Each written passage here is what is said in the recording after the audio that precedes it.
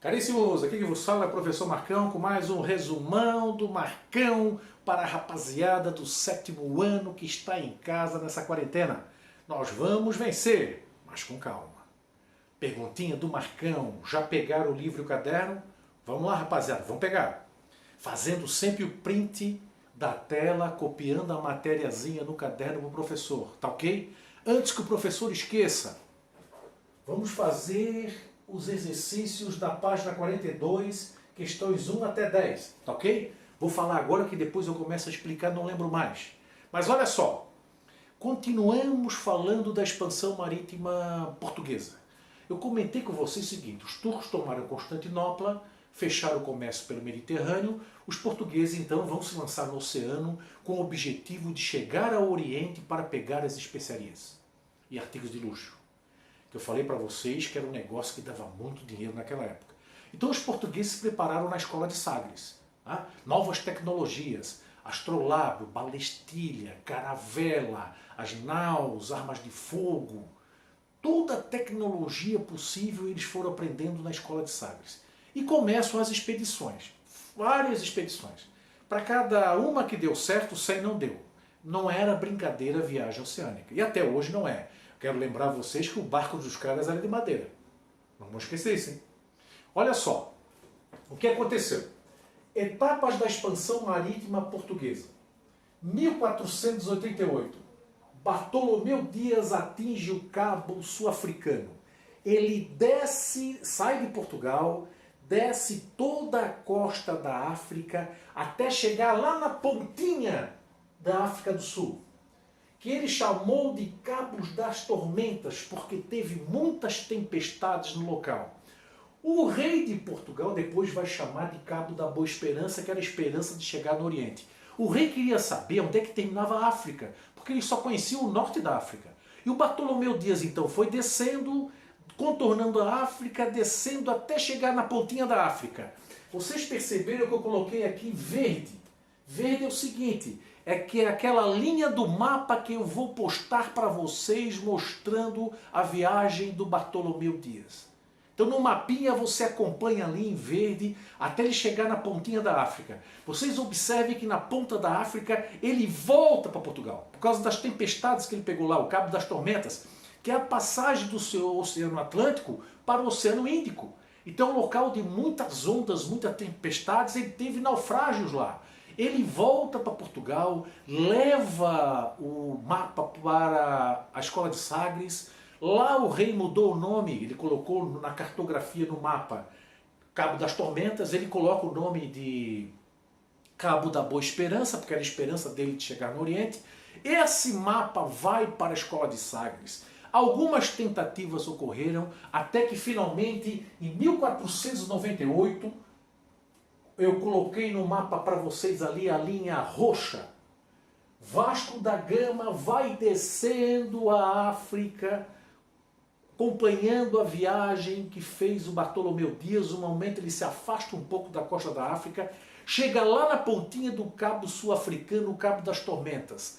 Lá na ponta, ele segue em frente sozinho, passa do Oceano Atlântico para o Oceano Índico, faz algumas paradas na costa leste da África e finalmente vai direto a Calicut, nas Índias, aonde estava abarrotado de especiarias.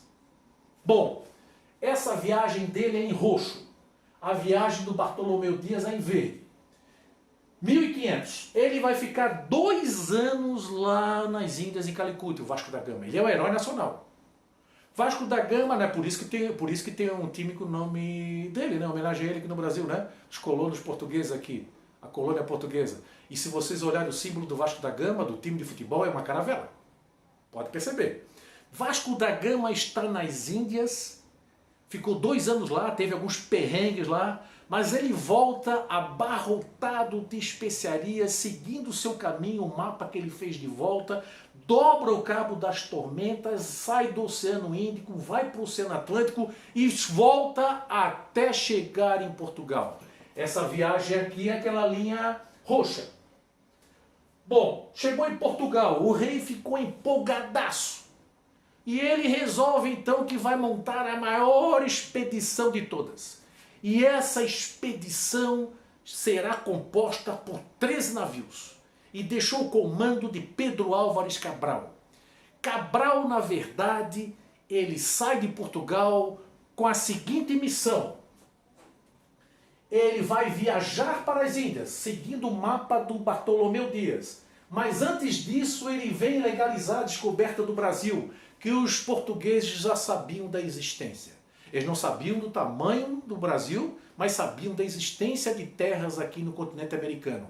Porque Cristóvão Colombo já tinha chegado na América em 1492 e foi feito um tratado entre Portugal e Espanha, chamado Tratado de Tordesilhas, de 1494, que delimitava 370 léguas a oeste das ilhas de Cabo Verde.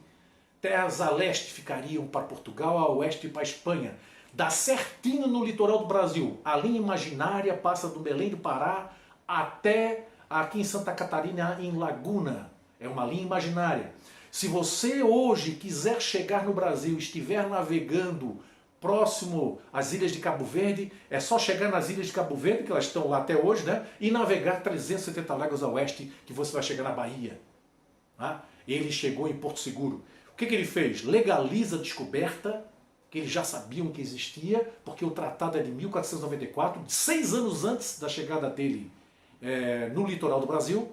Tá? E é uma prova contundente disso. Ele pega, legaliza a descoberta, chegou em 22 de abril e segue para onde? Segue para Calicut, nas Índias. Ele não estava perdido, nem teve calmaria ou tempestade ou coisa parecida. A chegada do Cabral aqui foi intencional. A descoberta, entre aspas, né, na verdade foi intencional. Tanto é que eu coloquei aqui, ó, Pedro Álvares Cabral, em viagem para as Índias, atinge o Brasil. Porque ele já sabia que existia terra. Tanto é que ele não é considerado um herói nacional. Vasco da Gama é, ele não. Agora olha só, qual é a teoria dos portugueses para chegar nas especiarias do Oriente? Contornando a África. Sempre lembrando que todo esse sacrifício é para chegar nas especiarias do Oriente.